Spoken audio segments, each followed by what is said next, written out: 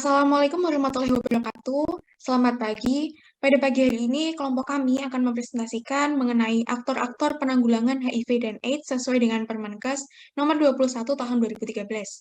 Dengan anggota ada Dia Galita Puri, Salma Rizky Wacida, Fatimah Azara, Dia Sevita Kumalasari, Nurisa Ananda, Fatimah Maulida Yumna, dan Marstintina Revitiara. Next. Pembagiannya aktor sendiri dibagi menjadi dua bagian. Yang pertama ada pemerintah, meliputi legislatif, eksekutif, dan instansi administratif. Tugas dan fungsi Presiden sesuai dengan pasal 4 UUD 1945, yaitu memegang kekuasaan pemerintah menurut UUD. Terkait kekuasaan tersebut, disebutkan Presiden berhak mengajukan rancangan UU kepada Dewan Perwakilan Rakyat, serta Presiden menetapkan peraturan pemerintah untuk menjalankan UU sebagaimana mestinya. Kemudian tugas dan fungsi DPR RI yang pertama ada menyusun, membahas, dan menerima RUU, yang kedua ada menetapkan UU, yang ketiga ada menyetujui atau tidak peraturan pengganti UU. Kemudian ada DPR RI, kabupaten, kota, atau provinsi. Tugas dan fungsinya yang pertama membentuk perda bersama wali kota dan atau gubernur, yang kedua ada mempertimbangkan persetujuan kepada pemerintah daerah, yang ketiga ada mengupayakan terlaksananya kewajiban daerah sesuai dengan peraturan perundang-undangan. Kemudian ada tugas dan fungsi sebagai menteri.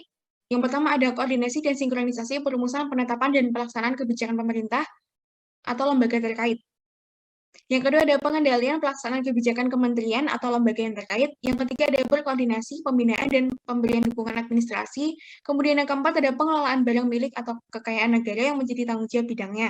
Kemudian yang terakhir ada pengawasan atas pelaksanaan tugas di lingkungan bidangnya, pelaksanaan fungsi lain yang diberikan oleh Presiden. Tugas dan fungsi selanjutnya yaitu ada gubernur. Yang pertama ada melakukan pembinaan dan pengawasan sesuai dengan kebijakan pemerintah pusat. Yang kedua ada peredaan ketegangan melalui pembinaan ketertiban umum kepada masyarakat. Yang ketiga ada upaya mengembangkan tugas koordinasi guna memperlancar pembangunan di daerah. Kemudian yang keempat ada menegakkan seluruh peraturan perundang-undangan. Yang kelima ada mempertahankan dan memelihara keutuhan negara dan menegakkan seluruh peraturan perundang-undangan. Yang keenam ada fasilitator dalam memperlancar pembangunan di daerah guna meningkatkan kesejahteraan masyarakat. Yang kedua ada bupati. Yang pertama ada memimpin dalam penyelenggaraan pemerintah kabupaten daerah berdasarkan atas kebijakan. Yang kedua ada menyusun serta mengajukan rancangan perda tentang APBD kepada DPRD. Yang ketiga ada mengusahakan terlaksananya kewajiban daerah. Dan yang terakhir ada menetapkan perda yang telah memperoleh persetujuan bersama dengan DPRD. Yang ketiga ada wali kota. Tugas dan fungsinya yang pertama memimpin pelaksanaan urusan pemerintahan yang menjadi kewenangan daerah sesuai dengan ketentuan Perpu dan kebijakan. Yang kedua ada memelihara ketentraman dan ketertiban masyarakat. Yang ketiga ada menyusun dan mengajukan rancangan perda tentang RPJPD dan rancangan perda tentang RPJMD kepada DPRD serta menyusun dan menetapkan RKPD. Yang terakhir tugas dan fungsi wali kota yaitu mewakili daerahnya di dalam dan di luar pengadilan. Tugas dan fungsi sebagai konselor atau petugas kesehatan, yang pertama ada pemantau konseling prates secara tatap muka atau tidak terhadap pasien. Yang kedua ada pemeriksa diagnosis HIV dengan tes HIV dan konseling pasca tes. Yang ketiga ada pengawasan minum obat ART dan evaluasi efek samping ART. Kemudian penyelenggara asuransi, tugas dan fungsinya yang pertama wajib menanggung sebagian atau seluruh biaya pengobatan dan perawatan yang terinfeksi HIV. Yang kedua ada penyelenggara pelayanan kesehatan. Selanjutnya ada tugas dan fungsi sebagai dinas kesehatan. Yang pertama ada perumus kebijakan teknis pelaksanaan urusan di bidang kesehatan. Yang kedua ada pelaksanaan kebijakan sesuai dengan bidang kesehatan. Yang ketiga ada pelaksanaan evaluasi dan pelaporan di bidang kesehatan. Yang keempat ada pembinaan UPT rumah sakit di daerah. Yang kelima ada pelaksanaan administrasi dinas sesuai dengan lingkup tugasnya. Kemudian ada surveillance epidemiologi. Tugas dan fungsinya yang pertama, menganalisa secara sistematis terhadap penyakit dan masalah kesehatan dan kondisi yang mempengaruhinya untuk melakukan tindakan penanggulangan secara efektif dan efisien. Yang kedua, menekan pada data perilaku untuk menjelaskan kecenderungan HIV dan AIDS, dan untuk perencanaan evaluasi program pencegahan HIV. Yang ketiga, ada mengintegrasikan semua kegiatan surveillance terkait dengan HIV dan AIDS. Bagian yang kedua adalah bagian non-pemerintah, meliputi yang pertama, Warga Peduli AIDS, yang kedua ada organisasi profesi bidang kesehatan, yang ketiga ada LSM, yang keempat ada ODH, dan penderita TBC, yang kelima ada ibu hamil dan ibu bersalin, dan yang terakhir ada populasi kunci yang meliputi pengguna nafsa suntik, WPS atau wanita pekerja seks, gay, lesbi, dan warga binaan lapas.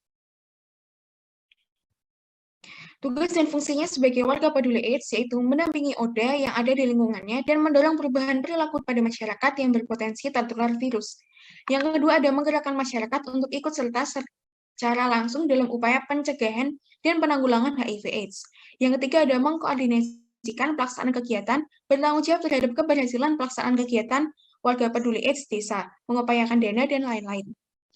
Kemudian ada organisasi profesi bidang kesehatan. Tugas dan fungsinya yang pertama ada Dinas Kesehatan, yaitu penyuluhan pengetahuan dasar tentang HIV atau AIDS dilakukan secara rutin dan ditujukan kepada seluruh masyarakat. Yang kedua ada PITC, merupakan salah satu layanan yang memudahkan mempercepat diagnosis dan sudah berkembang luas di sejumlah negara dengan tingkat epidemi HIV yang tinggi. Yang ketiga ada petugas kesehatan, menginisiasi konseling dan tes HIV kepada pasien tuberkulosis, dan pasien suspek TB, pasien IMS, pasien gizi buruk, pasien dengan gejala atau tanda IO lainnya. Yang terakhir ada LSM, yang pertama mengupayakan masyarakat terhindar dari penyakit AIDS dan mencegah penularan HIV. Yang kedua ada sebagai fasilitator membantu ODHA dalam kegiatan pelayanan, agar kegiatan pelayanan yang terlaksana dengan baik. Yang ketiga sebagai pembela, yaitu melindungi dan membantu hak penerima manfaat lanjut usia bila dibutuhkan seperti pekerja sosial menyampaikan informasi bagi keluarga penerimaan penanganan. Dan pemerintah selanjutnya ada ibu hamil dan ibu bersalin. Tugas dan fungsinya yang pertama, jalani pola hidup sehat. Yang kedua, melakukan pemeriksaan rutin. Yang ketiga, kenali tanda-tanda bahaya kehamilan. Yang keempat, melakukan vaksinasi. Selanjutnya ada populasi kunci. Tugas dan fungsinya pertama, menghentikan kegiatan yang membahayakan kesehatan. Yang kedua, menghentikan kegiatan merokok, narkoba, dan seks bebas. Yang ketiga, pemberian sosialisasi oleh pemerintah kepada populasi kunci di Indonesia. Selanjutnya ada ODHA. Yang pertama, memberi warning kepada sekitarnya bahwa HIV dan AIDS adalah penyakit yang berbahaya. Yang kedua, melakukan pengobatan dengan teratur. Yang ketiga, ODHA terlibat dalam UU tersebut kemarin karena semakin lebarnya warga Indonesia yang terkena HIV atau AIDS. Yang keempat, ada memperhatikan pola hidup ODHA. Dan yang terakhir adalah penderita TBC. Yang pertama, menjaga pola hidup sehat. Yang kedua, menutup mulut saat bersin dan batuk. Yang ketiga, tidak membuang dahak sembarangan. Berikut adalah beberapa referensi yang kami gunakan. Terima kasih. Wassalamualaikum warahmatullahi wabarakatuh. Baik, dari apa yang telah disampaikan saya, maka peran dan fungsi setiap aktor kebijakan dalam peraturan undang-undang ini merupakan kunci dalam kesuksesan upaya penanggulangan HIV/AIDS. Karena setiap peran dan fungsi apabila dilaksanakan dengan baik, maka akan menghasilkan suatu kebijakan yang tepat, baik berdomain pelayanan kesehatan, pengembangan sistem informasi, dan kerjasama regional global dalam rangka pencegahan dan penanggulangan HIV secara maksimal. Statement selanjutnya akan disampaikan hal sama. Seperti yang kita ketahui, perkembangan HIV dan AIDS saat ini semakin meluas tanpa mengenal batas usia dan juga status. Dan peningkatan yang sangat signifikan tersebut, kasus HIV dan AIDS memerlukan penanggulangan melalui peraturan yang dibentuk, yaitu seperti Peraturan Daerah Nomor 4 Tahun 2013 seperti yang kami presentasikan saat ini. Selain itu, di dalam Perda juga dijelaskan siapa saja aktor yang terlibat dan bertanggung jawab dalam upaya penanggulangan HIV dan AIDS. Aktor yang terlibat dibagi menjadi dua macam. Yang pertama yaitu dari lembaga pemerintah dan juga berasal dari lembaga non-pemerintah.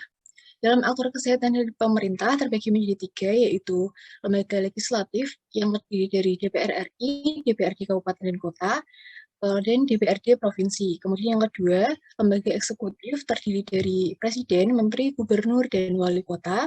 Lalu yang terakhir ada instansi administratif yang terdiri dari Dinas Kesehatan, penyelenggara asuransi kesehatan, dan konselor. Lalu untuk lembaga pemerintahan terdiri dari warga peduli AIDS, lembaga swadaya masyarakat, organisasi profesi di bidang kesehatan, dan lain-lain. Semua aktor yang terlibat ini menyusun kebijakan serta mendukung program penanggulangan HIV secara sistematis dan terstruktur sesuai dengan peran dan fungsinya masing-masing. Selanjutnya, statement akan dilanjutkan oleh rekan saya, yaitu Dia Zivita. Seperti yang kita tahu, aktor-aktor yang berperan dalam pembuatan kebijakan publik itu ada aktor dari pemerintah dan non-pemerintah. Untuk Permenkes penanggulangan HIV dan AIDS sendiri, aktor yang terlibat dalam perumusan kebijakan maupun implementasinya ada aktor dari pemerintah, yaitu meliputi lembaga legislatif, eksekutif, dan instansi administratif.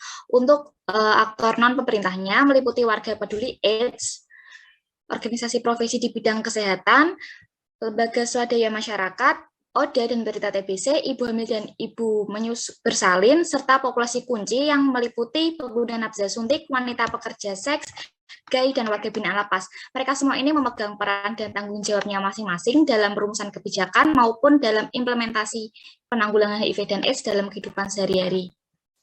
Untuk statement selanjutnya akan dibacakan oleh rekan saya, Nurisa Ananda. Baik, untuk statement yang dapat saya sampaikan melalui presentasi yang sudah dijabarkan oleh Kak Lina tadi, tingginya kasus HIV dan AIDS salah satunya dikarenakan ketidakpedulian masyarakat dalam penanggulangan HIV dan AIDS selama ini, sehingga dibuatlah kebijakan publik untuk mengatasi hal tersebut. Banyak aktor-aktor yang berperan penting dalam pembuatan kebijakan publik. Aktor-aktor tersebut terbagi menjadi pemerintah dan non-pemerintah untuk Permenkes penanggulangan HIV dan AIDS.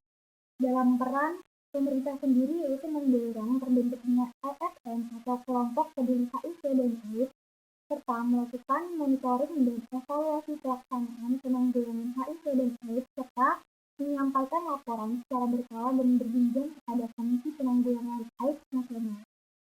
Sedangkan peran non-pemerintah tersebut seperti masyarakat yang membantu dalam upaya penanggulangan HIV dan AIDS, salah satunya yaitu saling setia terhadap pasangan dari berganti pasangan. Selanjutnya, statement selanjutnya dapat disampaikan oleh Fatima Yuni.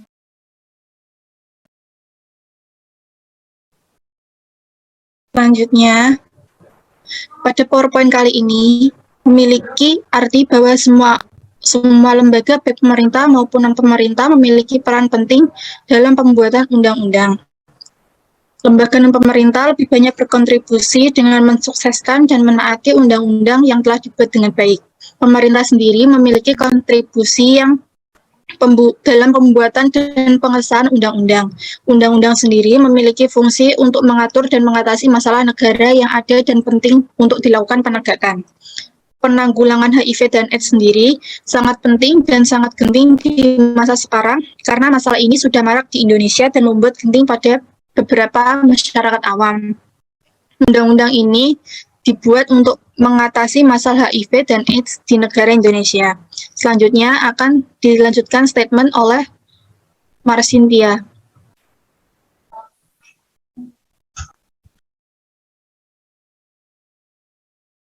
Dalam penanggulangan HIV dan AIDS, peran Presiden memberi perintah untuk DPR RI menetapkan UUD yang telah disahkan Presiden untuk diterapkan oleh seluruh jajaran pemerintah, baik pusat hingga petugas non-pemerintah, untuk menganalisa, menanggulangi, mendampingi, hingga menerapkan pola hidup sehat pada penderita HIV dan AIDS secara efisien dan efektif, sehingga bisa diminimalisir segala bentuk risiko tertular virus kepada masyarakat serta ibu hamil yang rentan terinfeksi oleh virus HIV dan AIDS.